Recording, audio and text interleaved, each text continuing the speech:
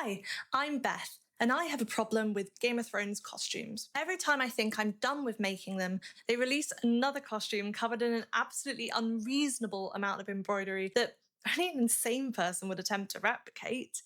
And suddenly, I'm buying several hundreds of pounds worth of beads and convincing myself that spending the next year or two making teeny tiny dragons sounds like a perfectly sensible use of my time. And this time, it was Rhaenyra Targaryen's Season 2 finale dress from House of the Dragon. I mean, just look at this thing. It has 3-dimensional embroidered dragon head shoulders. It is completely excessive, incredibly beautiful, and basically designed specifically for whatever is wrong with me. I've been making costumes for the Game of Thrones world for 15 years now, and embroidery has become a huge part of my general work because of it. My biggest project was Sansa Stark's coronation gown, which took 3 years and involved hundreds of hours of hand embroidery, alongside everything from blacksmithing to sculpting and shoemaking. I entered and was lucky enough to win the UK Crown Championships of Cosplay in 2022, which took me to the World Championships, and then somehow I won that too. Afterwards, I lost my job and I ended up making Game of Thrones and House of the Dragon cosplays professionally for private commissions for a couple of years. I made Daenerys, Alicent, Harwin Strong, Rhaenyra,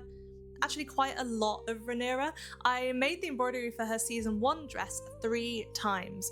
I had to cut the embroidery off my own unfinished costume twice to use for commissions and started it again from scratch. This is attempt number 3.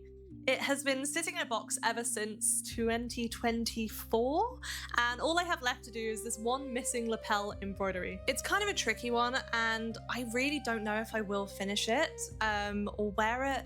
I don't know if I'm really interested in finishing it, because as I was doing the commissions and doing that Rhaenyra dress and then moving on to the dress I'm going to be talking to you about today, my skills have kind of developed a lot further from where they were when I did the embroidery on this dress that is sitting in a box waiting to be finished. So I kind of feel at this point I won't be happy with it if I do finish it. So what I think will happen so that it doesn't go to waste, I'll finish it off, do a couple of photos, and then I'll probably sell it. So if anyone's interested in buying this dress, let me know. I think the reason why I've lost interest is a big reason why I like to do these costumes with all the ridiculous details is I really treat cosplay as a way to challenge myself and learn new things. And when I stop learning new things in a particular build, that's when it gets boring to me. So I think the fact that I've had the challenge of working out how to do the Rhaenyra season 1 embroidery, and I've done it successfully 3 times. It's now boring to me, and there's nothing I can really gain from doing the embroidery skill-wise. So understandably, when season 2 came around, I wasn't exactly rushing to make another Rhaenyra dress. And originally I wasn't going to. I actually was approached to make the embroidery for the 3D dragon dress as a commission for a previous client, and I researched the original, worked out how I wanted to construct the dragons. I found all the beads and the materials that I needed, and then the commission fell through just because of timings and deadlines didn't really work out, which would have been absolutely fine, except by then I had done the research, I'd seen the beads and the gold work and the dragons, and I wanted to make the bloody thing. So I did. And what followed was about a year of experimenting with 3-dimensional embroidery, structural goldwork embroidery, covering absolutely everything in semi-precious gem beads, and figuring out how to turn thread and wire and fabric into dragon heads. And I know I'm probably going to say this every time I do a new project, but I genuinely think it might be the best embroidery that I have ever made. So I think it's about time I showed you how I did it. So I started with freehand sketching out my paper pattern, just going back to my reference images and back and forth until I had something I was happy with. I'm not really going to cover any of the research and planning stage really, because to be perfectly honest, I didn't really do that much. Most of the research was using the knowledge that I have learned and practiced over the last God knows how many years of recreating Michelle Carragher's wonderful embroidery. However, I couldn't have done this without her help. She did message me a load of advice and information about this. So thank you for Michelle for indulging my silly cosplay projects. So yeah, I just made a paper pattern and then I just used that as a template to sketch out on the fabric my design. So first non-negotiable when you're doing hand embroidery, like intense hand embroidery for your cosplays, you have to use 100% silk organza. I, for many years, used polyester organza and was always like, it's fine and it's so cheap. And then when I switched to silk organza, I realized the difference. Just the quality of your stitching is going to be so much higher because it's much stronger. It's a much tighter weave. All of Sansa was done with polyester organza. And there's a lot of mistakes with that embroidery, and especially if you're going to be doing gold work embroidery and heavy beading, you need to be using silk organza. It's non-negotiable. And the second non-negotiable for this is you have to be using some form of hoop stand. I don't mind what type you use. I have lots of different types, but you have to be using a hoop stand because doing this beading, doing gold work, it's a two-handed operation, which you will see. So you need a stand so that you can use both of your hands. So I just really terribly, I don't know why I am using that horrendously bent pin, pinned my template to my fabric so that I could sketch out my design. So I am using a alcohol-based metallic pen to do my sketching of my design. This is what I really like to use when I'm doing work on organza, or because it can be seen, and if you've ever tried to put a design onto the organza, you'll know how difficult it is. But there is a reason as well why I'm using an alcohol-based metallic pen, which you will see later. So once I had my design all done, it was time to start doing the base. So the dragon heads have a very particular design. They are made up of swirling filigree lines of goldwork wire that has been filled in with beads and chain and stuff. So when you're using goldwork wire like this is a stiff gimp braid. You can use pearl. You want something stiff for these lines. And you really want to softly stretch it out so that there is room between the coils for your thread to sink into.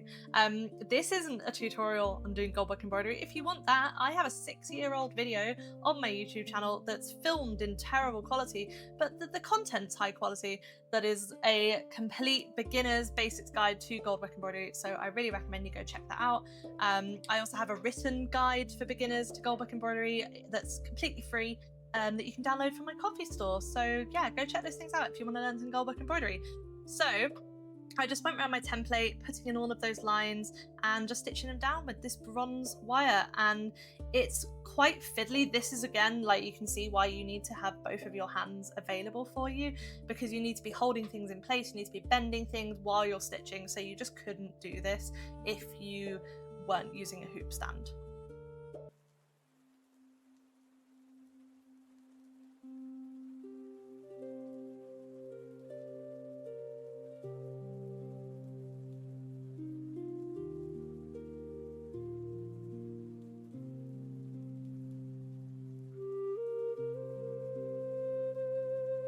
I kind of skipped a bit with my footage, but basically those beads down the middle are some check glass twist beads with a really cool ambery Picasso finish to them, and they're sort of creating nice central spikes. And then the big spikes on the back, those are mother of pearl tusk beads. The eyes you can completely ignore because I actually ended up ripping off those gemstones and doing something a lot better and more accurate later, but I actually didn't get any footage of that, but I'll explain later what I did. So yeah, it's just getting all of these goldwork wires down, getting the base down so that we know what we're working with, or drawing with the wires essentially. And as you can see, some of them cross over each other. Just a really cool design. So here is why we use the alcohol-based metallic marker. As you know, it's a transparent fabric, so you don't want anything showing through. So if you're able to use a permanent pen, that would be showing through. Those pen marks will be there forever. And if you're doing a design like this that has transparent sections, you don't want anything showing through. So I can take some isopropyl alcohol, 99% rubbing alcohol, on a brush and basically just dissolve away that pen. And next it was time to start the beading, like these gorgeous check glass. These are gem duo beads, they're called, this shape. And there's some little iridescent ones. They're so fun. I love beads. I have such a big collection, and a lot of what I used for this was actually from my stash, which was quite nice. I wasn't following any strict design rules because I didn't have close-up pictures. Some of the references that I put earlier in the video, they didn't come out until a year after I made this costume, actually. So I kind of was just sort of, with the photos I have, looking up close, trying to spot different shapes and trying to find things that I thought would go well, even though I didn't know the exact screen accurate things. But one of the screen accurate things I did know was this chain. So this features on pretty much every embroidery that is on House of the Dragon Series 1, 2, and 3. It is anything that Michelle Carragher herself has done as embroidery, because they have a team now. She was the main embroiderer for Game of Thrones, but she is now part of a team for House of the Dragon, so it's not just her. But all of her embroidery features this chain, and it's a really cool material. It is a faceted ball chain, so like jewelry making chain, but it's one that is coloured, so it's gold or brass base, and then they've coloured it with paint and then rubbed it off on the high point. So this is the black and gold one. I also got a red and gold one. It's really cool because it looks like you're sewing down lots of tiny little beads, but without having to do that, you actually are just stitching over it and sewing down the chain. So it's a really, really cool effect, and all of the filigree in these dragons is filled in with that chain. I'm also adding some little round faceted pyrite beads. Those I know are screen accurate. They were used on the real one, which is fool's gold, so you know, actual semi-precious gemstone, which is really cool. There's also some check glass spike beads and just lots of fun textures. There's some Miyuki delicate beads deep in there as well. And I think when I'm doing my research and I'm picking the beads I want and the threads I want, one thing you really want to do is making sure that your tones go together, but also thinking about the world that the costume's from, right? It's not modern, you wouldn't have really artificial colours. You want that richness, that luxe feeling to it. So you want to keep with like antique golds and like deep reds and those sort of colours, rather than something that looks plasticky, which is why I do tend to only stick to glass and metal and gemstone beads rather than using plastic beads, because they just look a bit too modern for me, and I think it breaks the immersion. But yeah, so we've just got those pirate beads going all the way around. They're really pretty. They have such a gorgeous gold sparkle as you move the piece around, and just carrying on filling it all in. And as you can see, that was a big time jump. That was like 2 weeks of on and off work while working full time. But as you can see, we got some of the wire I actually pulled over the top of those white tusk beads so that it would like hide that blocky end of it, which I covered with gold thread first, like I'm doing here, and then I did the beading and the gold wet wire over the top of it, so it completely masked it, but it also adds more dimension to the piece, so it has that 3D look to it rather than just being a flat piece, which is really cool. And I'm so happy with how the top of the head turned out. As you can see, I'd ripped off the eyes. What I did basically for the final eyes is I got some cabochons that were flat on the back. I sanded off the back coating. Sorry, I don't have any footage. And then I glued that on top of mother of pearl sheet, which is something that's used in lots of House of Dragon embroidery as well. And so what it did was it gave this gorgeous inner glow iridescence from underneath, which is what they did for the eyes on Sansa's wolf in the show, but also these dragons. It's the same thing, but instead they use like actual diamonds. I don't have that sort of budget, like a proper gemstone cut diamond. So I used a glass cabochon on top of mother of pearl, and it gave the same effect, and you'll see later it looks really cool. But there's the finished top of the head. So now it was time to move on to the base. So these dragon heads are made up of 3 layers plus the dress underneath. So I got my design all sketched up, and we're getting going on the stitching. So the base of the head has the same outlining with the same sort of brassy wire, but the difference is instead of the black and gold chain filling that in, the base of the head is filled in with more grayer, paler tones. So I used a grey and gold chain instead. So here I'm building up the jaw with lines of pyrite beads again and more chain, and then starting with the filigree. These bits were so fun. The swirls around the end, it was so satisfying when I got like a perfect curl. It was really, really fiddly to do, which is actually why my nails, for this month, I got squared off rather than being the spiky ones I like, because I was getting so frustrated with not being able to like reach and feel what I was doing. So yeah, really fiddly, but these swirls were so fun to do and look so effective.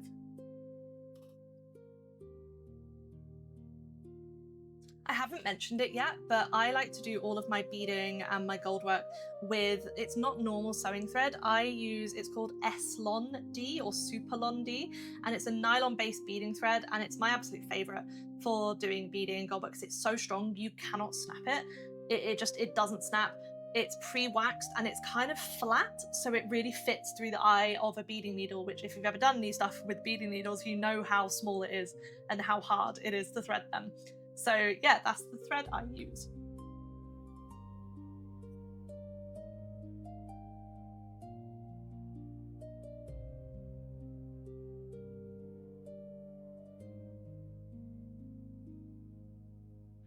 So now we're starting to fill in that jaw, and what I'm using here is Swarovski crystal bicone beads in a deep plum color.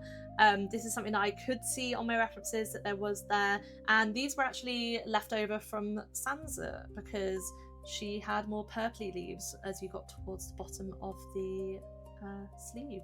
So yeah, these are all leftovers from that, and really cool, really sparkly. Try to do them in kind of a random pattern, like when you're doing chipping gold work, so that it catches the light on all those different angles rather than them just being in a line.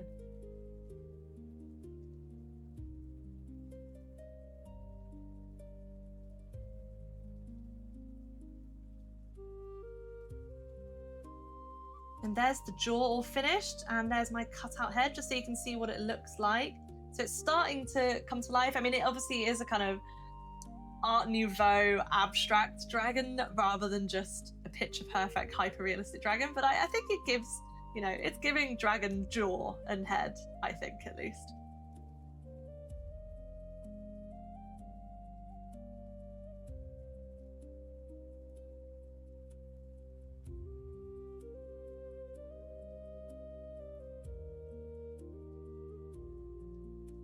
And then it was just lots of the same, doing all of that outlining and then filling all of it in with the golden grey chain.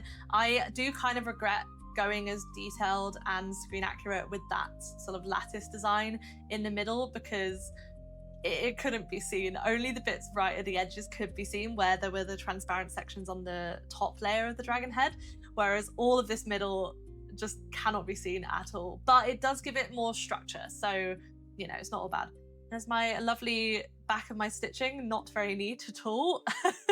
I have never been the neatest. I think that's why I like the Game of Thrones embroidery, because like I don't do cross stitch or anything like silk shading where it needs to be so perfect. I really like the flowing, organic style of Game of Thrones embroidery, where I can afford to be a little messy. So there's the finished base of the head. So then it is time to turn this into a 3D dragon head, and also of course I had to do the whole thing again for the second shoulder and make it identical as possible.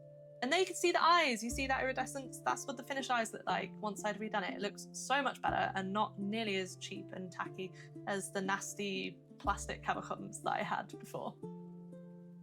She's so sparkly. I honestly, this costume, I can just play with it in the light for ages and just run my hands over it. It's so satisfying. I love how it catches the light. It's yeah, I'm really happy with this. So now it is time to turn this into a 3D dragon head. So I'm doing what I do with all of my embroidery appliques for cosplay. So I'm coating the back with a very thin layer of a clear drying PVA glue. So the reason for this is because for two different reasons actually. So it secures the stitches, any little knots, any loose threads, it glues them in place so that as I'm moving around in the costume, they're not going to come apart, the embroidery is not going to come loose, I'm not going to lose any of my beads or my stitching. So that's the first reason. The second reason is it stiffens it up a little.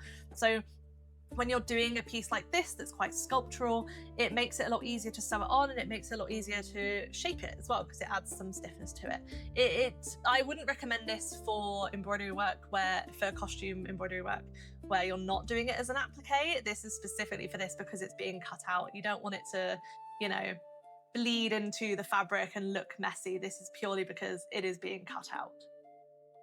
And then I just really carefully cut it out. I go right up to the edge, just trying to make sure I don't catch and cut any of the stitches that are there. But this is why I'm kind of angling my scissors a little bit away. But yeah, you can get right up to the edge, which is why we use the silk organza, because any tiny, tiny half a millimeter that is left of the fabric, because it's so transparent and it matches the color of the fabric that I'm sewing it onto, you won't see any of that tiny bit of fabric left, and it will kind of fray a little bit up to the glue line, which is why it is so perfect for applique work. It's just completely invisible.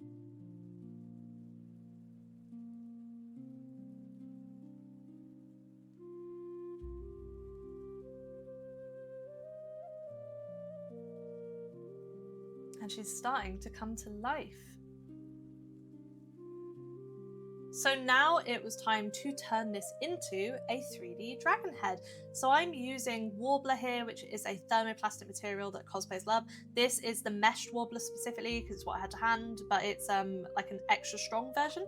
So I layered 2 layers on it and then cut little strips and then just heated it up and made a skeleton. To be honest, I can't really explain the process.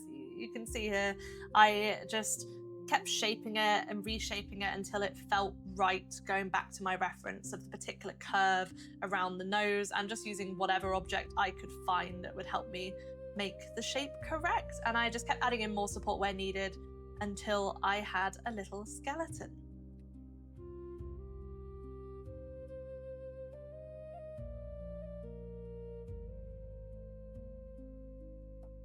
I then painted it black so that it couldn't be seen through any of the see-through bits of the dragon, just in case. And then I did a cardinal sin. I'm so sorry. Please don't judge me for this. I hot glued the base layer down to the skeleton. This wasn't the only securing that I did, but just so I could get that curve around the nose especially, and to give me something that I didn't need a third hand to be able to sew it down to, I hot glued it. Just kind of like tacking it, okay? Please don't judge.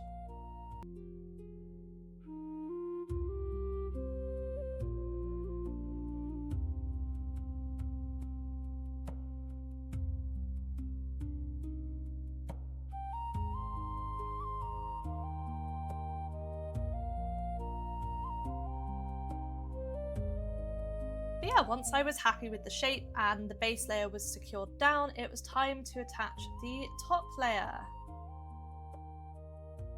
See, I told you I wasn't just going to rely on hot glue, but this was really hard to sew because I had 2 layers. I had to get around the beads without the thread getting caught and not so, you know, try and stick my needle through the hard plastic Warbler. So just trying to find nice invisible spaces that I could sew this down and not have the stitches be seen so it looked like one piece. And then we had the finished head. I was so happy with this. It feels super secure. It's not fragile at all. Yeah, it's not going to come off. And it looks incredible. It looks like a dragon. And because all of the lines are wire, it does mean that you can bend those spikes a little bit into shape, make them stick up however you want. You know, I bent them through the opening, so the bottom bit came out through the top. So yeah, you can kind of sculpt with it a little bit. It's not like an armature wire, but yeah, you can bend it a little bit and make it look even more like a dragon.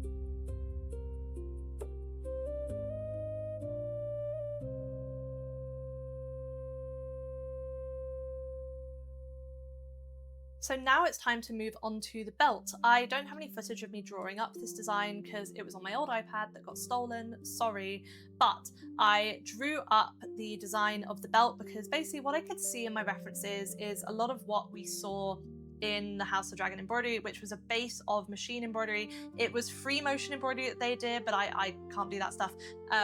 So I did a base of machine embroidery and then it's going to be hand embroidery on top of it. So it's a really nice blending of modern techniques and, you know, old-fashioned techniques that feel more in-world but are able to speed up your process.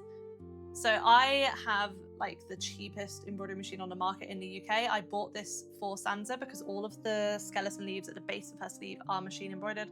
So it's really not good, my machine. I wish I had the money for a better one, but also, do I want to spend 10k on something I'm going to use once a year? Probably not. But I got stitching with this really nice shiny silver metallic thread, and if you've ever done machine embroidery with metallic thread, you know what a nightmare it is. It just snapped constantly. It was a nightmare. So it took me like a whole day just to stitch out these 2 designs, and I actually ended up having to hand feed the thread because it just kept getting like caught and going too tight, and then it would snap. So I ended up just sitting there for 3 hours hand feeding the thread through the machine, as you see here, so that it wouldn't get caught on anything. So that was a bit of a ball ache. You know, the convenient machines do it all for you. No, they don't. I had to sit there and feed it. But it did the job. It took a lot less time than it would have for me to hand satin stitch this whole design.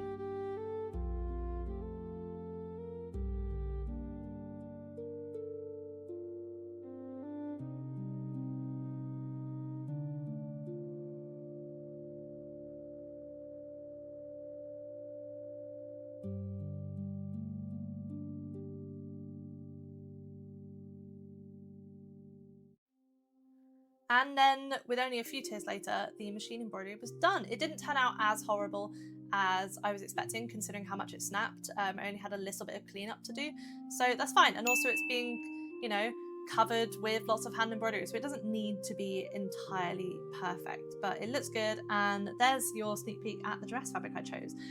So the reason why I chose that fabric is a lot of the fabrics in House of Dragon were custom made for the show. I don't know if this one was, but they also use a lot of like vintage ones. And if you know me, you know that I'm a bit of a wizard when it comes to finding screen accurate materials. And I looked for like a year, could not find the fabric that they use. I found one that it looked really close and it would have been great, but it was very expensive and I couldn't be bothered to spend that much money on a costume that I am not competing with. So instead, I went and found one that had the right vibe. This was actually from AliExpress. I got this from China, but it's such a like lavery, dragony feel to it. And I didn't want to... I found some of the fabrics that had a scale texture. The original was more like circles, like dots, like abstract circles. And there were some that were like scale texture, which obviously were closer in design, but they look really tacky, in my opinion. They looked far too modern, all the ones I found. So I felt like going for something that felt luxe and dragony and had the right vibe for the costume without it taking away from the embroidery was best. So I'm setting up a slate frame here to do the belt embroidery, which is something I should have done for the dragon heads as well. I don't know why I did a hoop, but I'm probably just lazy. I'm not doing a tutorial on how to set up a slate frame. I kind of hodgepodge it a bit. I would recommend looking up other people's tutorials. I'm pretty sure Rosie Embroidery's got a really good tutorial for how to set up a slate frame, which is what I used when I first started. So yeah, we're getting it all nice and stretched out so we can start embroidering it all at once.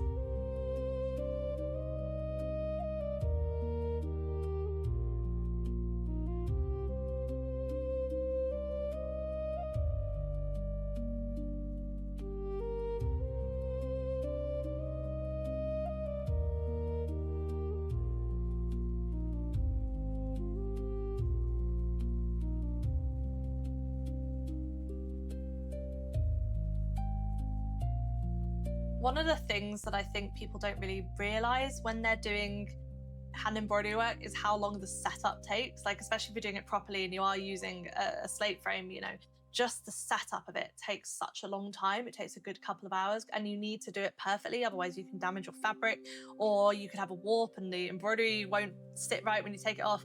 But I feel like those things are never shown in the pretty stitching videos. It's kind of glossed over, but I hate it. I hate doing it so much, but it has to be done.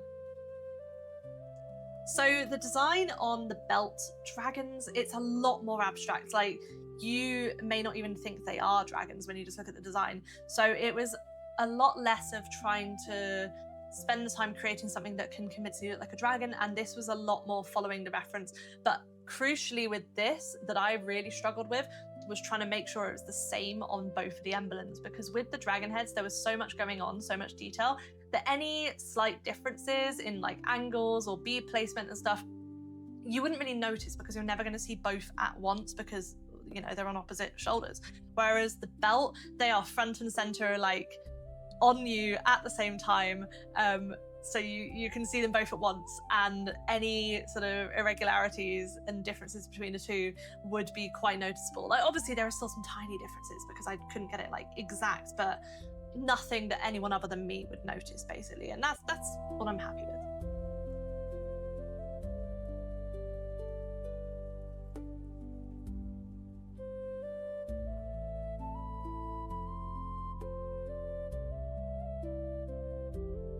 So just starting again with more of the bronzy goldwork wire, and I was looking at the reference because I did actually have quite a nice reference of the belt up close.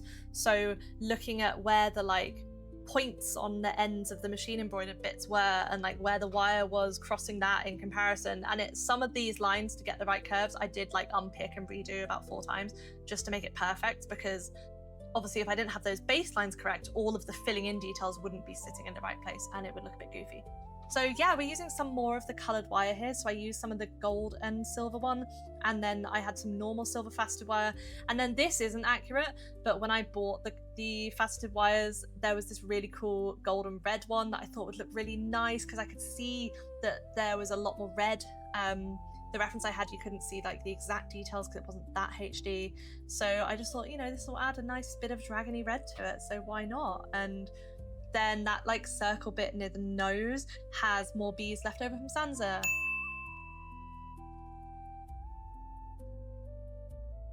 If you're not aware as well of like nail care, I get mine done like every 6 weeks, if that is any sort of indication of how long this took. And there's also ones that I didn't include in this video because I didn't do any crafting that month, so it took a long time to do this.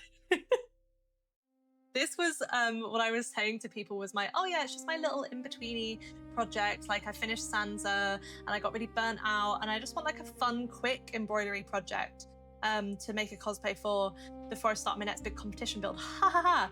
I started this in October, I think, or November October time 2024, and I didn't finish it until oh gosh, when did I finish it? I finished it for DragonCon last year, so 2025 August, and I was crunching right at the end. So yeah, it took a good few months for something that is an air quotes simple costume, as simple as a 3D embroidered dragon head costume can be, you know.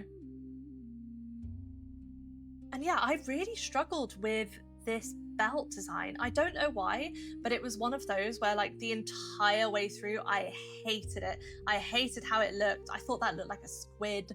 I wasn't happy with like my placement of beads and what I was doing.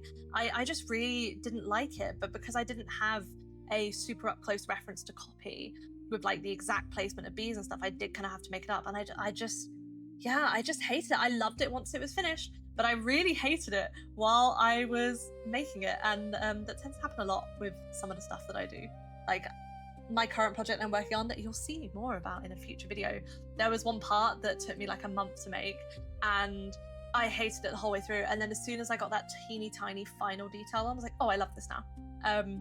Because that's how my brain works.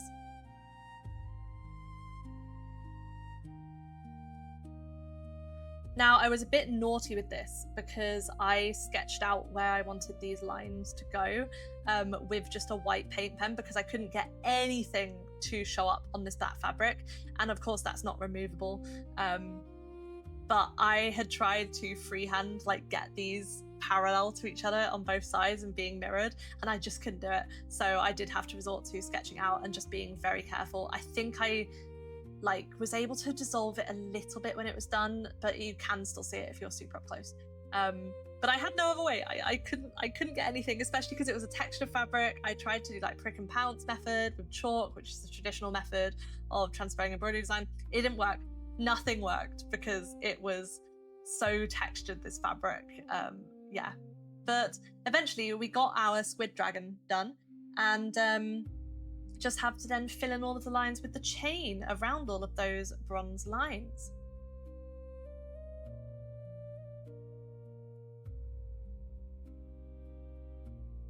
Now here's where we're going to start to not have footage of some of the steps, and I'm sorry, I ended up crunching this to get done for DragonCon and I just didn't film, / a lot of it I did on the plane and in the hotel room, so there's gonna be some big draw the rest of the fucking hour moments. I'm sorry.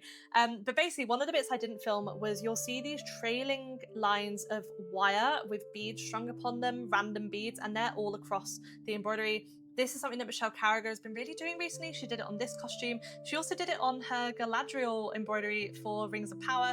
And if you want to see a proper tutorial and write-up of how to do that technique, go check out Silhouette Cosplay's write-up of her Galadriel cosplay on her Ko-fi page, because I didn't know how to do this bit. I couldn't work it out from the reference, and it was because of her. So yeah, go check it out. And then yeah, we had to do the other side.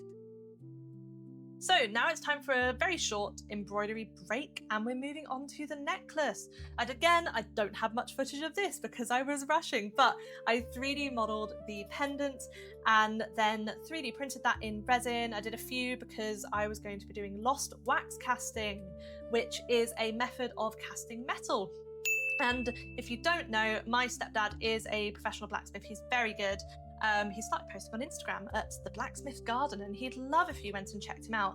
I did my Sansa breastplate at his workshop. He very kindly lets me go and make things at his workshop, and I couldn't do it without his expertise. So here is the finished silver cast. As you can see, it does have some pitting because that is something that can just happen when molding metal. But the problem with doing lost wax casting is you have to start again from scratch with a brand new mold every time there is a mistake. So I decided to just go ahead with this one that had that tiny pit because it was the one that came out the best, and I didn't want to have to start the process again. But it's fine. It's dragon damage, you know, who cares? So the necklace in the show has these 3 little sort of teardrop shaped red gems hanging off it. I couldn't find any that I really liked, and also I found these. They're not accurate, but I thought they looked really dragony with the kind of molten metal look, so I used these. I think these were cubic zirconia, like a red coloured one. So yeah, I just attached them to the base of the pendant. And something else that I didn't get any footage of at all. So after making the necklace, I then managed to find on Etsy from a jewelry supply store the screen accurate chain that was used for Rhaenyra's necklace. So I bought that and then replaced the original chain that I have that's in the background of this clip now, all fuzzy, with the screen accurate one. And it looked great, and you will see it in the clip that I've put in a minute.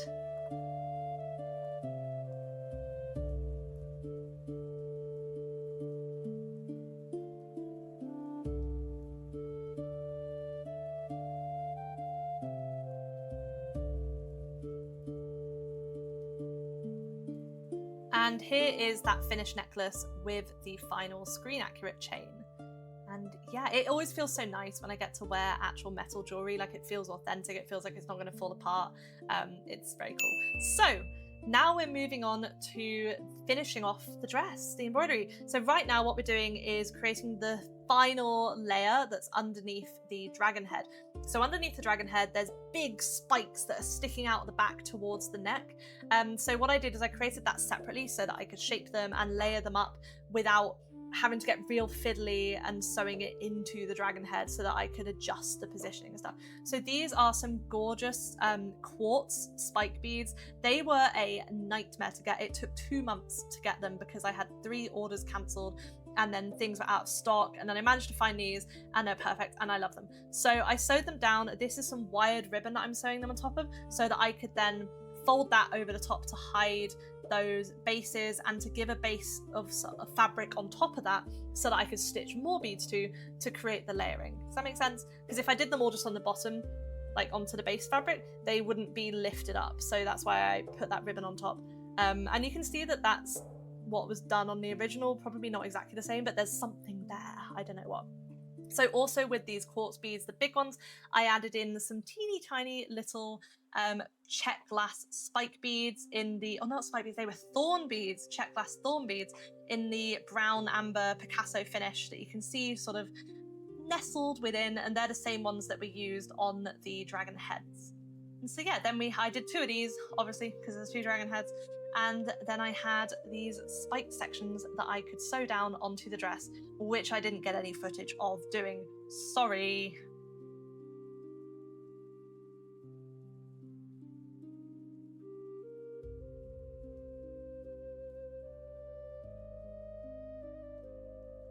So for the neckline of the dress, it has this kind of dragon scale embroidery. It's the same techniques pretty much as is done on Daenerys's, just with some changes with the details as time has gone by.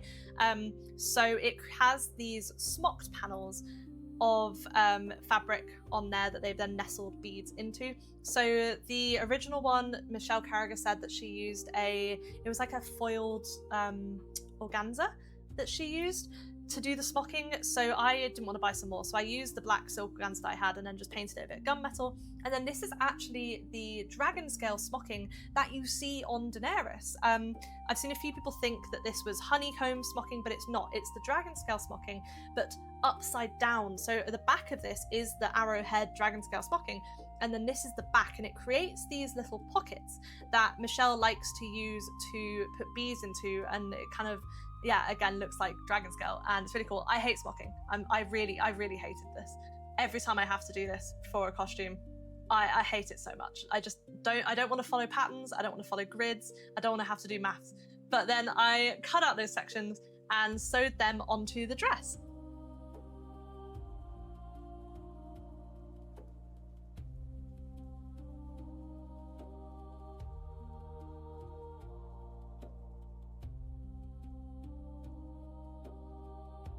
Is where I start to really not have any footage of different parts I did for you. And there's a good reason for that, because not only was I crunching for DragonCon, there was a small orange reason or two.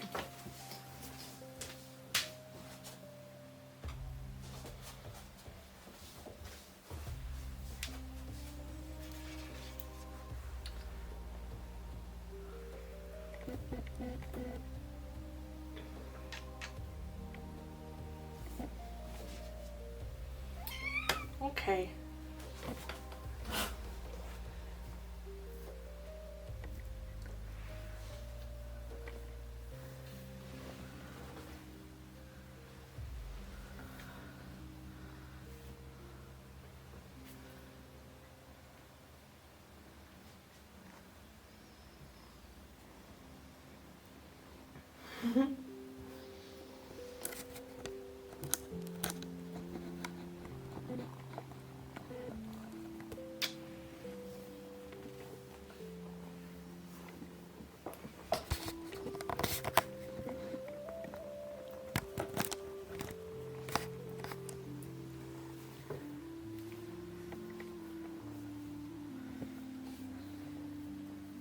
So to blend those smock sections into the fabric, and it is just the texture that's on there anyway, there is this sort of, it almost looks like a net or honeycomb stitching with Madeira twisted metallic thread. It's really hard to explain what this is. This is on Daenerys's costumes. It's on quite a few. The best way I can say for you to learn it is research a lock stitch embroidery stitch and then research a fly stitch, because it's using those techniques. It's kind of like a abstract lock stitch. So you can see there are those beads that are embedded into those like little pockets in the smocking. I did buy the screen accurate beads afterwards because I found them after I bought those ones, and they were garnets, but by the time I bought them, I actually preferred these sort of rough check glass beads because the color tone better matched the other beads that I used on the rest of the costume, whereas the garnets were a bit too pink. There are some somewhere in this neckline embroidery, but the main beads I decided to just use the check glass beads because I was such a good finish and I really liked them. And where the big spike section and the dragon heads were going to be, I also added some teeny tiny check glass dragon scale beads and some more spike beads sort of angled, so it was all kind of blending rather than it just suddenly being spikes and dragon head. Because that's what we want. We want it to feel all organic and natural. We don't want it to look, I don't know, modern? Artificial, that's the word.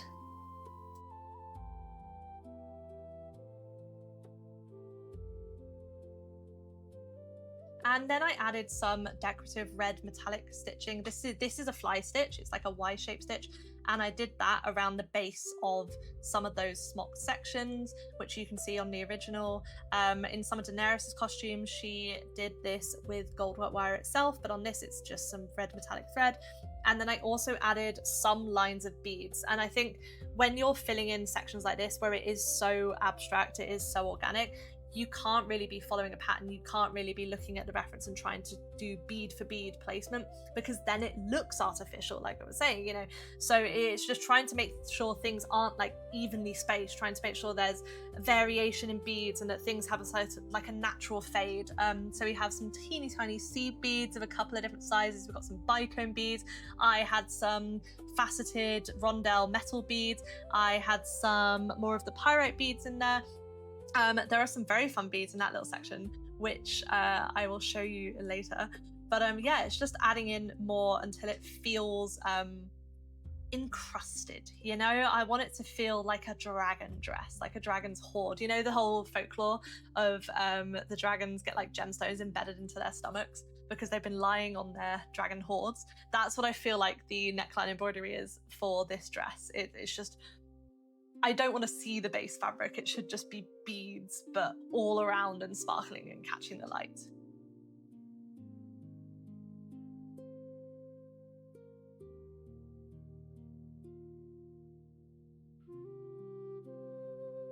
As much as I adore the dragons, obviously, I do think the neckline embroidery might be my favorite part on this costume because I just really adore the texture. And just how alive it feels, you know, and just all those different beads. I think there's probably about 15 different types of beads on this neckline, and it's so cool. I love it so much, and it feels so tactile and nice to touch as well, you know?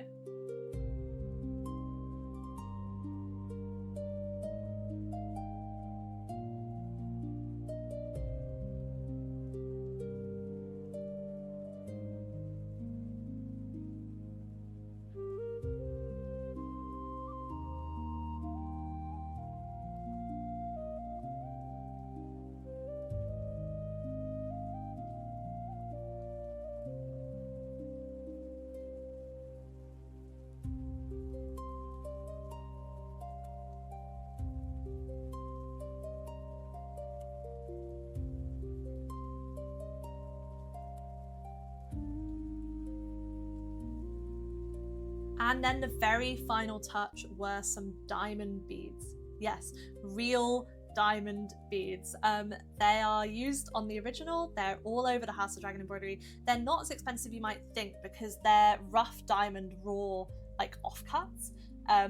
So yeah, just sewing those on. And then we were finished.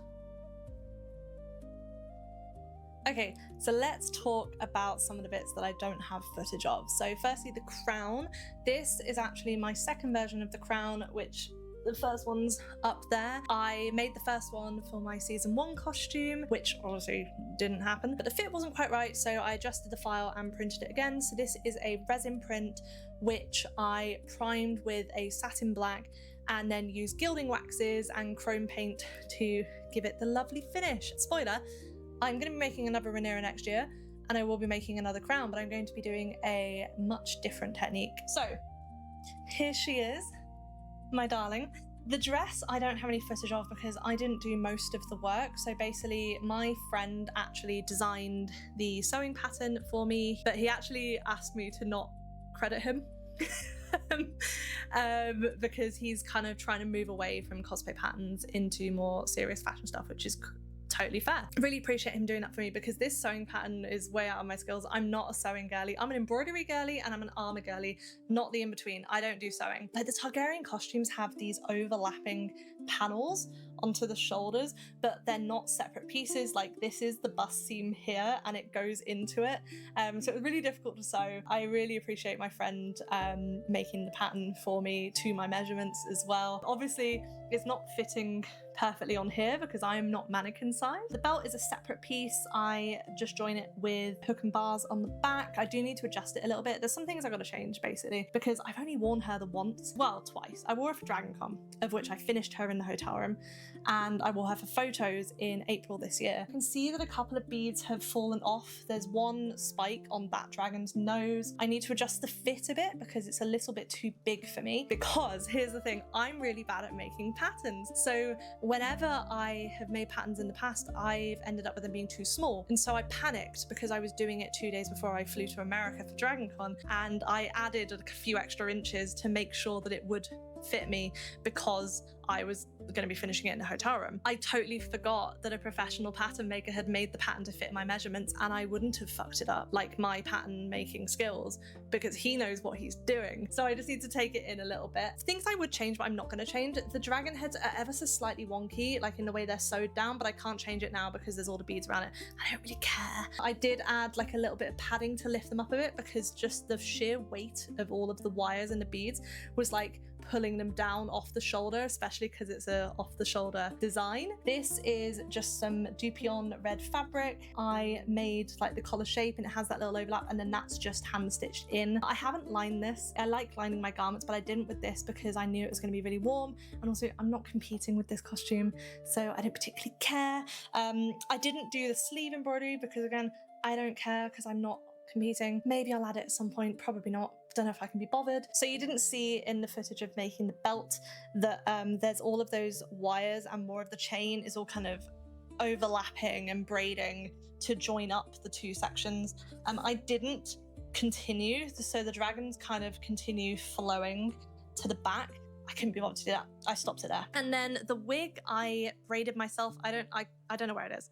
I braided it myself. I'm happy with the braid, but the problem I have is I have quite a long head, and normal wigs are always too short. And it's fine when you're having loose hair because that back is covered up, but with this, with it being an updo, with it being a braided, my hair was sticking out like a full 1.5 inches at DragonCon, and it was awful. It looked horrendous. So when I make my new Rhaenyra, what I'm gonna do is I'm gonna get the same wig again, cut the lace off, flip that upside down, and basically make a lace back. So yeah, there's a few things that I would change if I was doing it again, but overall, I'm pretty damn happy with it. I mean, it's fucking good, right? So I'm not going to compete with her just because the level of contest that I have to compete in now that I have, won internationals, it's not really suitable for that. I'm really highly judged on technique variety, as well as obviously craftsmanship quality and stuff. But, at that level, everyone's got good craftsmanship. So the things that they're really looking for are advanced techniques and the variety of it. And there just isn't that big a variety in this costume. There's not really any prop work. I didn't make the 3D model for the crown, and it's just printed and painted. I didn't do any corsetry or anything underneath. There's no props, there's no leather work, there's no armor. The embroidery is really good. I'm very, very proud of it. I'm so happy. I couldn't be happier with the embroidery, but there's nothing else really. I didn't make the sewing pattern, so no. She stays as a just for fun to wear costume, which is why I do want to make the Rhaenyra I am going to make next year from series 3. So I'm going to do the episode 2 armor that is the chainmail based one because it's got really nice variety, and I think it would make a really nice competition outfit because I'm a bit sick and tired of doing Rhaenyra embroidery that I love and I'm really happy with it, and then not being able to compete with it because there's not really any point. I've got leather work, I can do some metal casting, I can do some metal work, I can electroplate the crown, I can do some wig work as a prop. She's got a sword.